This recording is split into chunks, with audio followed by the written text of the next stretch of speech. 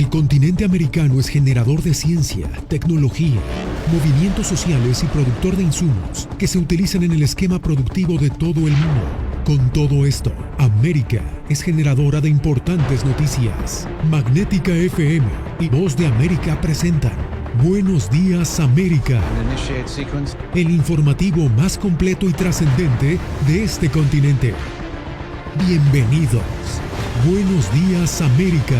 Good morning, America. Bienvenidos.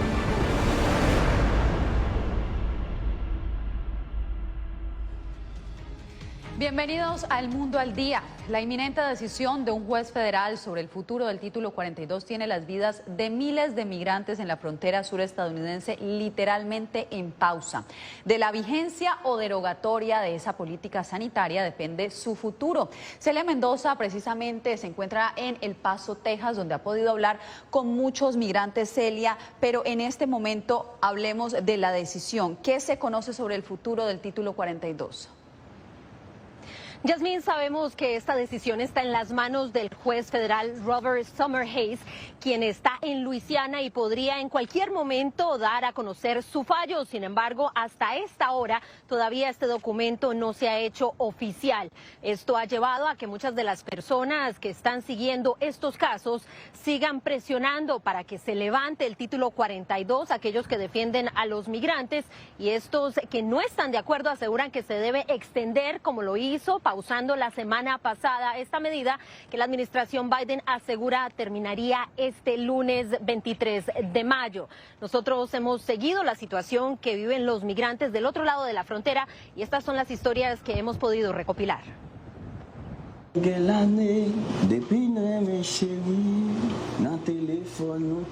Mis sueños es tener dinero y ayudar a los demás que no pueden.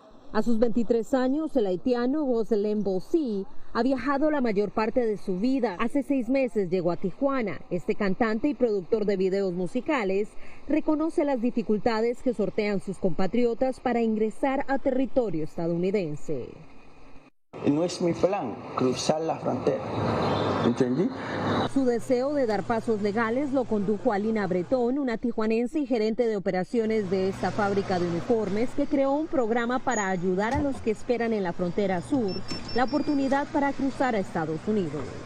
Capacitaciones pagadas, les doy una oportunidad de trabajo, que eso es lo que ellos vienen a buscar, y aparte ellos se pueden desempeñar con el oficio de la costura en cualquier parte del mundo, no necesariamente aquí en Tijuana. En esta máquina hago jares. La decisión de Roselyn no la comparten otros que en cambio no tienen a Tijuana como el destino final de la travesía. Tengo un sueño, cruzar a Estados Unidos y trabajar. Compartió con La Voz de América la haitiana Patricia Robert, quien llegó el 25 de diciembre de 2021 a este refugio en Tijuana, tras haber salido de Haití, establecerse en Chile y emprender a pie la ruta rumbo norte. Pasó por el Darién y estuvo a punto de perder a su niña de 18 meses en Costa Rica. Y llegó al hospital, me dice tiene COVID, pero bueno, me queda como 20 días sola con ella. Pero bueno, gracias a Dios, estoy con salud y vida. Según la patrulla fronteriza, la cifra de personas que intentaron cruzar a Estados Unidos de manera irregular entre octubre de 2021 y el pasado febrero aumentó en un 57% en comparación al mismo periodo hace un año. Vienen de más de 150 países, ya sean de China, y esas cosas cambian por los problemas de migración del mundo y todo lo que pasa en cada país. Esto, unido al cierre de la frontera y la posibilidad de aplicar al estatus de protección en México, ha llevado a que muchos de estos migrantes, en especial los haitianos, se establezcan en zonas fronterizas, indicó Adriana Espinosa Nolasco, subsecretaria de Asuntos Migratorios de Baja California.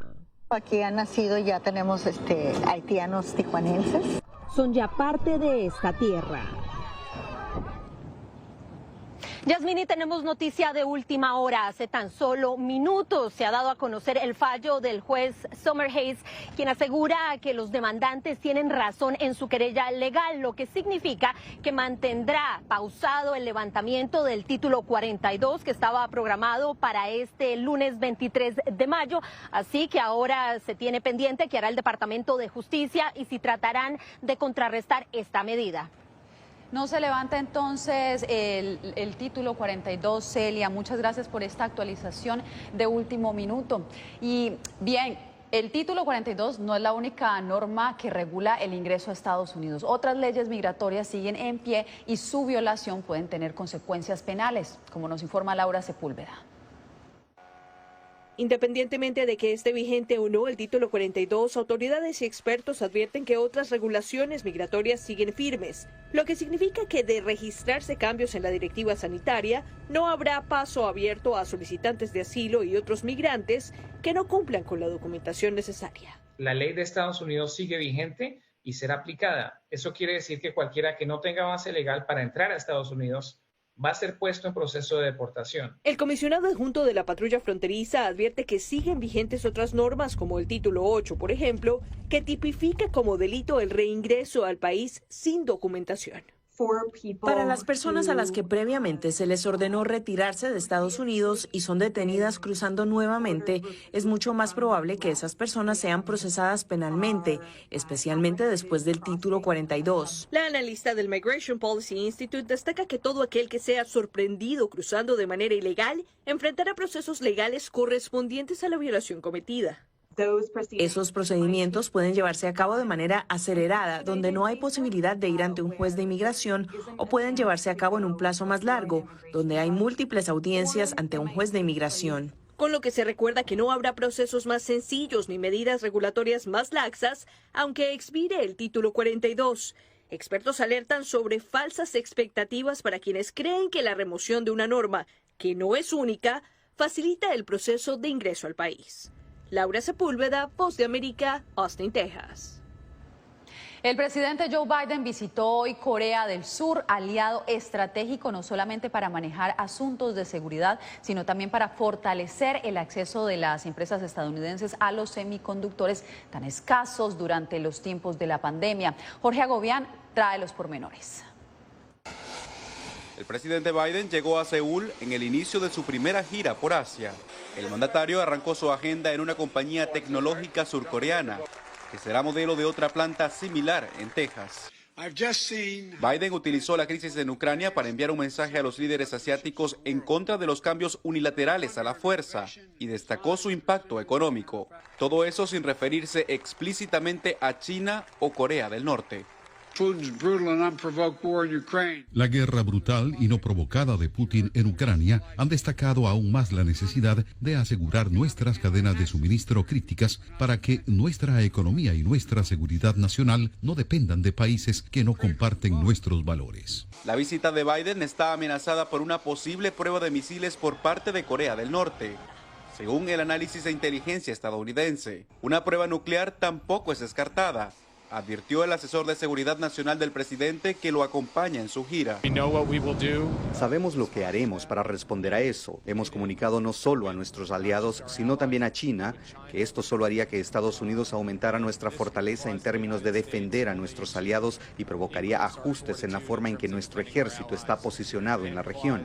En Tokio, durante el fin de semana, Biden lanzará el marco económico del Indo-Pacífico, un acuerdo de libre comercio del que el presidente Trump se retiró en 2017. El domingo participará en una cumbre en la que se reúnen Estados Unidos, Australia, Japón e India, en un marco común para contrarrestar la presencia militar china en el Indo-Pacífico. Jorge Agobián, Voz de América. Cae el índice de la aprobación del presidente Joe Biden al punto más bajo desde su llegada a la Casa Blanca. Según una encuesta de la agencia de noticias AP, un 39% de los estadounidenses aprueban su labor. un porcentaje muy por debajo del 45% que lo apoyaba a mediados de abril y el 63% del año pasado. La evaluación revela que mientras Biden se enfrenta a la inflación, la guerra en Ucrania, la ola migratoria, la pandemia del COVID-19 y también la continua escasez de fórmula para leche de bebés, la desaprobación ha aumentado también entre sus copartidarios demócratas. Continúa la gira de la primera dama de los Estados Unidos, Jill Biden, por América Latina. Oscar Zulbarán tiene los pormenores de su segunda parada, Panamá. La primera dama estadounidense Jill Biden fue recibida por su homóloga panameña Yasmín Colón de Cortizo en el Palacio Presidencial de Las Garzas. A diferencia de Ecuador, donde fue recibida por el presidente Guillermo Lasso, y de Costa Rica, donde está previsto un encuentro con el presidente Rodrigo Chávez, en suelo canalero no coincidió con el mandatario local Laurentino Cortizo. La agenda está enfocada en el tema social. En el primer día visitó una escuela que atiende a jóvenes y niños con problemas de visión y audición. Y para este sábado está previsto que cierre la gira con una visita a un centro que atiende a personas con VIH. Es apoyado por la Iglesia Católica y tiene financiamiento del gobierno de los Estados Unidos. Para este sábado, la primera dama de Estados Unidos tiene previsto partir desde Panamá rumbo a Costa Rica, último destino de su gira en Latinoamérica. Oscar Zulbarán, Voz de América, Ciudad de Panamá. Al volver, expertos visualizan un nuevo repunte del COVID-19 para finales del año aquí en Estados Unidos.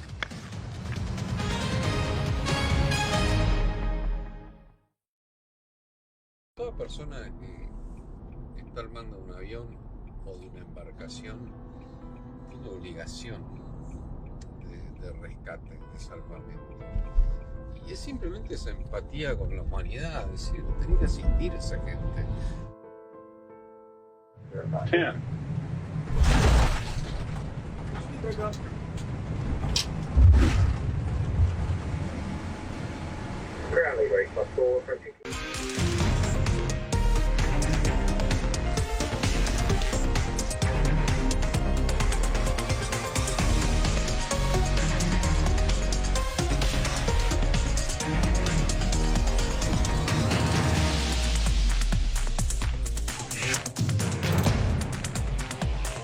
Venezuela 360, cada semana por La Voz de América.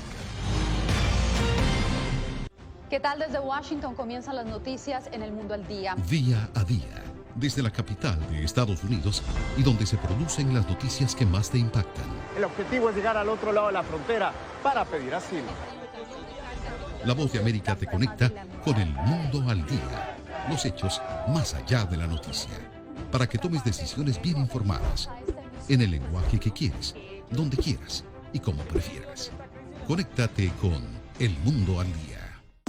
La Voz de América te invita a ser parte de nuestra familia a través de las redes sociales. Encuentra en tu muro las últimas noticias de tu país en su conexión con Estados Unidos, la región y el mundo. Historias que empoderan las voces latinoamericanas de política, economía, salud, actualidad, balanceadas y precisas. Únete a un equipo de origen hispanoamericano que trabaja para conectarte con los tuyos. Síguenos en Facebook y conviértete en protagonista de una historia que tú mismo ayudarás a construir.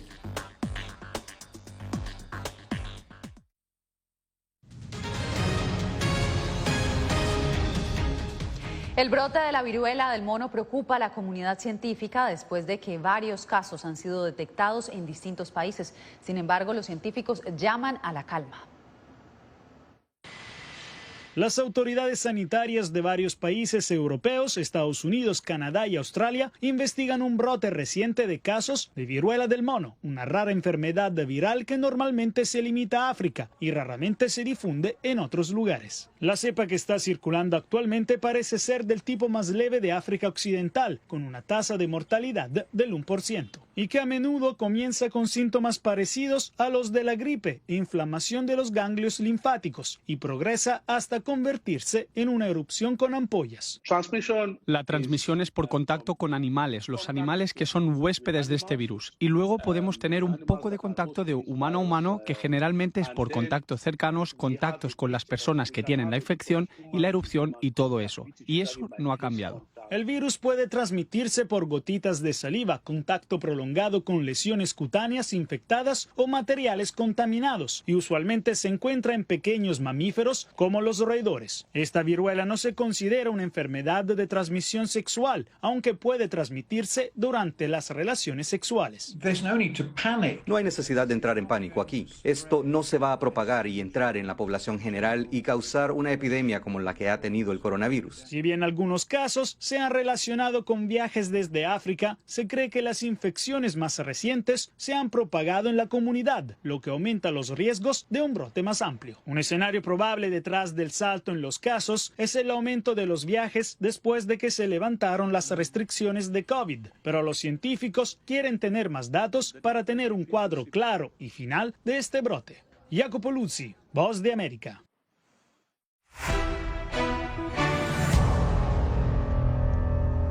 Los casos de COVID-19 siguen en aumento en Estados Unidos y las autoridades temen que los nuevos contagios puedan extenderse a las temporadas de otoño e invierno.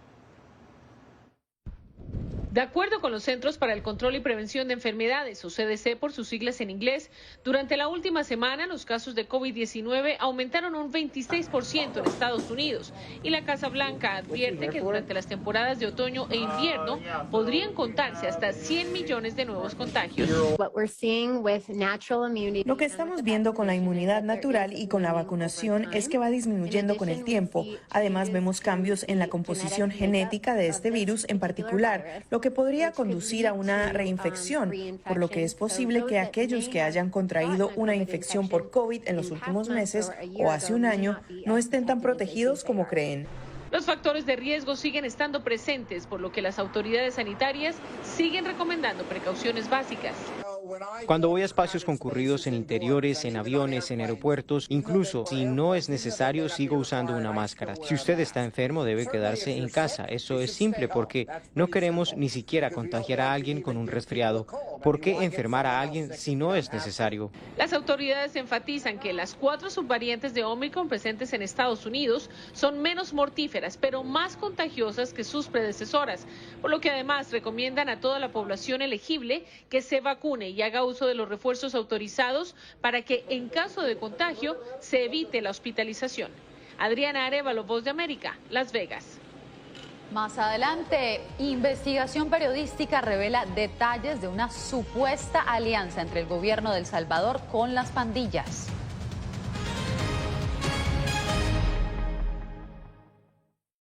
Dicen que ya está cerrada la frontera, le decimos al guía, al coyote. No, es que nunca se va a cerrar la frontera, y no era cierto.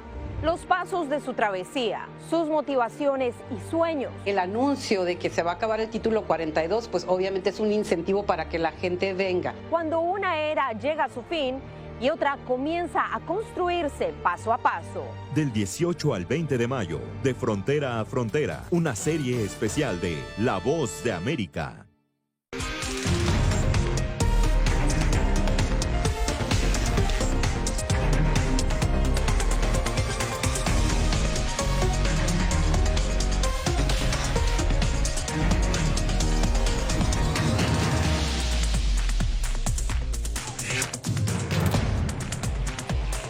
Venezuela 360, cada semana por La Voz de América. ¿Qué tal? Desde Washington comienzan las noticias en El Mundo al Día. Día a día, desde la capital de Estados Unidos y donde se producen las noticias que más te impactan. El objetivo es llegar al otro lado de la frontera para pedir asilo.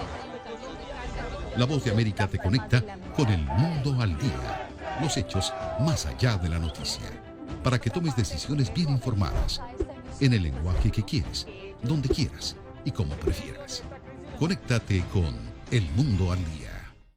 La Voz de América te invita a ser parte de nuestra familia a través de las redes sociales. Encuentra en tu muro las últimas noticias de tu país en su conexión con Estados Unidos, la región y el mundo. Historias que empoderan las voces latinoamericanas de política, economía, salud, actualidad, balanceadas y precisas. Únete a un equipo de origen hispanoamericano que trabaja para conectarte con los tuyos. Síguenos en Facebook y conviértete en protagonista de una historia que tú mismo ayudarás a construir.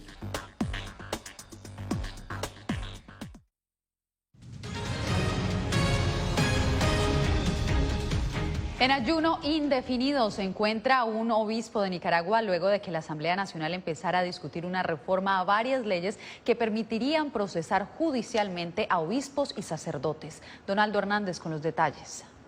A estas horas comienzo un ayuno a agua y suero hasta que la Policía Nacional me hagan saber que van a respetar mi círculo de privacidad familiar. Es la solicitud que hizo la noche de este jueves el obispo Rolando Álvarez al gobierno del presidente Daniel Ortega, ante lo que denomina persecución y hostigamiento de agentes de la Policía Nacional. Álvarez es uno de los obispos de la Conferencia Episcopal que fue mediador en el primer diálogo entre el gobierno y la oposición en el año 2018. He ido directamente a preguntarles a los oficiales de la policía por qué me persiguen y me han informado que ellos obedecen órdenes. Otros líderes religiosos como los sacerdotes Uriel Vallejos y Jarvin Padilla denuncian que el acoso policial se ha recrudecido. Las denuncias se dan a solo días de que la Asamblea Nacional, controlada por el oficialismo, empezó a discutir una consulta ciudadana que propone reformar varias leyes para procesar judicialmente a miembros de la Iglesia Católica señalados de conspirar contra el gobierno. Impulsaron un intento de golpe de Estado. Es por esto que deberían ser juzgados. Acusaciones que niega el cardenal Leopoldo Brenes, arzobispo de la Arquidiócesis de Managua. No somos enemigos del gobierno. Las relaciones entre el gobierno sandinista y la Iglesia Católica atraviesan su momento más crítico. Varios sacerdotes se han exiliado y el embajador del Vaticano en Managua fue expulsado el pasado mes de marzo. Donaldo Hernández, Voz de América. El Salvador vuelve a ser noticia por las pandillas. Según una investigación periodística, el alza de homicidios en ese país puede deberse al fin de un presunto pacto que la administración de Nayib Bukele supuestamente tenía con la pandilla MS-13. Raquel Herrera nos amplía esta información. El fin del pacto entre el gobierno del presidente Nayib Bukele y las pandillas habría sido la causa de la sangrienta jornada de marzo que dejó 87 personas asesinadas en El Salvador. Así lo sugiere el periódico El Faro, el cual detalló que la masacre registrada en esos días fue la respuesta de una pandilla a lo que consideró como traición, luego que el gobierno capturara a cabecillas durante una emboscada. La investigación periodística incluye audios que se consignan como conversaciones entre un cabecilla de la pandilla y a quien identifican como el funcionario gubernamental que sirve de interlocutor con las estructuras criminales. En los audios, que de acuerdo al Faro han sido verificados mediante peritaje técnico, se hace referencia a un supuesto ultimátum de 3 días que habría dado la pandilla al gobierno tras la captura de sus integrantes. Yo ya le tiré a Batman que hay 72 horas para dar una respuesta. Él no se lo tomó a bien, se lo tomó a mal, como que han visto que no me estén amenazando y no sé qué va. En parte de la conversación documentada por El Faro, también se hace alusión a un pandillero requerido por Estados Unidos y que fue puesto en libertad.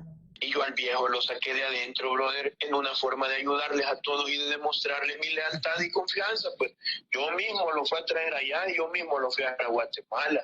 Hasta el momento, el gobierno del presidente Bukele no ha refutado los elementos que la investigación periodística consigna sobre su supuesta relación con las pandillas. Raquel Herrera, Voz de América, San Salvador. Ahora vamos a Venezuela, donde pacientes con cáncer están recurriendo a la caridad para poder cumplir sus tratamientos, porque en la red de hospitales públicos son escasas las opciones médicas y los equipos fallan con frecuencia. Los pacientes con cáncer en Venezuela enfrentan una cruzada diaria para controlar su enfermedad. No tienen tratamiento como quimioterapia, radioterapia. No hay equipos de tomografía. Idalmi Oropesa muestra las recetas médicas que no ha podido cumplir. En el hospital de Caracas, donde se atiende, con regularidad los tomógrafos están dañados y faltan reactivos para pruebas de laboratorio. Es como otra enfermedad más que nos cae porque la preocupación. La opción que les queda a los pacientes oncológicos es acudir a clínicas privadas, pero el costo de un examen como el gammagrama óseo supera los $300. La mayoría vivimos un sueldo mínimo y entonces los pacientes tienen que estar haciendo que si rifa, verbena. Con estos mecanismos también intenta recolectar dinero Merlin Gámez. Trae consigo una hielera vacía donde debía refrigerar las ampollas para estimular su médula ósea, pero no están disponibles ni en el instituto público donde las entregan gratis, ni en la fundación donde las venden a bajo precio. Vivimos de la caridad entre nosotras mismas por unos grupos de WhatsApp que tenemos. Nos donamos tratamiento, la que pueda. Hay familiares que han fallecido, amigos, conocidos, que han fallecido y esas personas donan los tratamientos que le quedaron. Aún estando vencidos, hay pacientes que se están poniendo la quimioterapia vencida. Las muertes por cáncer en Venezuela aumentaron 24% en los últimos 8 años, no solo por la falta de medicamentos, sino por las dificultades que tienen los pacientes de pagar por estudios de prevención, de acuerdo con la Sociedad Anticancerosa de Venezuela. Adriana Núñez Rabascal, Voz de América, Caracas. Y hoy se estrena The Ballet, la nueva producción de Eugenio Derbez, en la que los migrantes son protagonistas.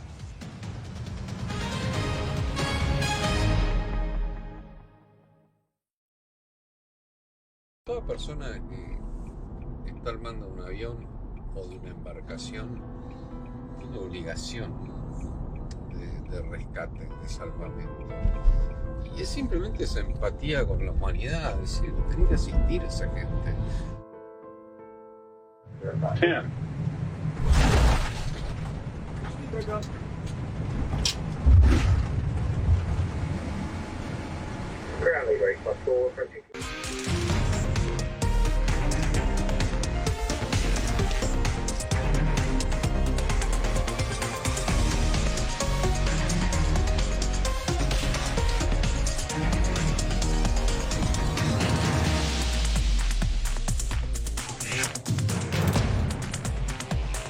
Venezuela 360, cada semana por La Voz de América. ¿Qué tal? Desde Washington comienzan las noticias en El Mundo al Día. Día a día, desde la capital de Estados Unidos y donde se producen las noticias que más te impactan. El objetivo es llegar al otro lado de la frontera para pedir asilo. La Voz de América te conecta con El Mundo al Día. Los hechos más allá de la noticia. Para que tomes decisiones bien informadas. En el lenguaje que quieres, donde quieras y como prefieras. Conéctate con El Mundo al Día. La Voz de América te invita a ser parte de nuestra familia a través de las redes sociales. Encuentra en tu muro las últimas noticias de tu país en su conexión con Estados Unidos, la región y el mundo. Historias que empoderan las voces latinoamericanas de política, economía, salud, actualidad, balanceadas y precisas. Únete a un equipo de origen hispanoamericano que trabaja para conectarte con los tuyos. Síguenos en Facebook y conviértete en protagonista de una historia que tú mismo ayudarás a construir.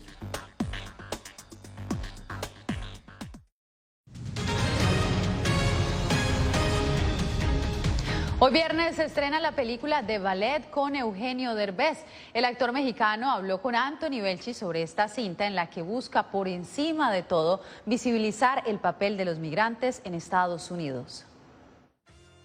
El actor mexicano Eugenio Derbez protagoniza The Ballet, un proyecto cinematográfico que gira en torno al papel de los inmigrantes en Estados Unidos, especialmente de los latinos. Un retrato de lo que realmente Estados Unidos es, de cómo nos ven y de lo que realmente somos. En entrevista con La Voz de América, el también productor explicó que su intención con esta película, donde interpreta a una aparcacoches, era visibilizar a los millones de migrantes en el país norteamericano, que también forman parte de esta sociedad y que en su opinión no se les reconoce por su labor. De hacerles un homenaje a toda esta gente que es de alguna manera invisible para los americanos, ¿no? Ahí están.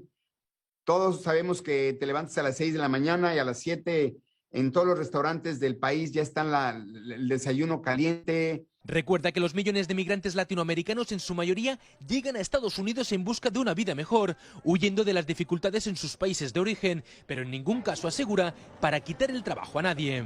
Toda la gente que viene a este país es porque viene huyendo de la pobreza más extrema, de la violencia más extrema. Reconocido como uno de los actores mexicanos más influyentes en Hollywood, Eugenio Derbez aboga por una salida legal para los 11 millones de indocumentados en Estados Unidos y que, según él, aportan un gran valor al desarrollo del país. Es que ojalá que el día de mañana se pueda hacer una ley para toda esta gente que lo necesita por humanidad. Derbez asegura que con este tipo de películas confía en remover conciencias en Estados Unidos y poner en alto el papel de los latinos. Anthony Belchi, Voz de América, Miami.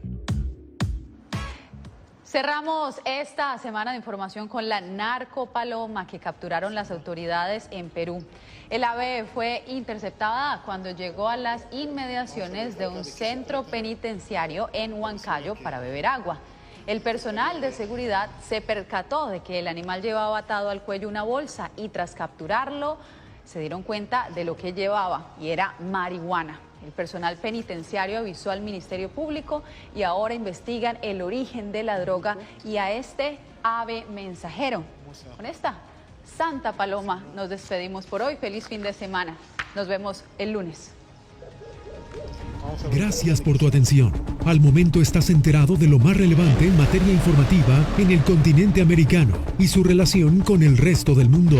Esto fue Buenos Días América, una producción de Voz de América, presentado por Magnética FM.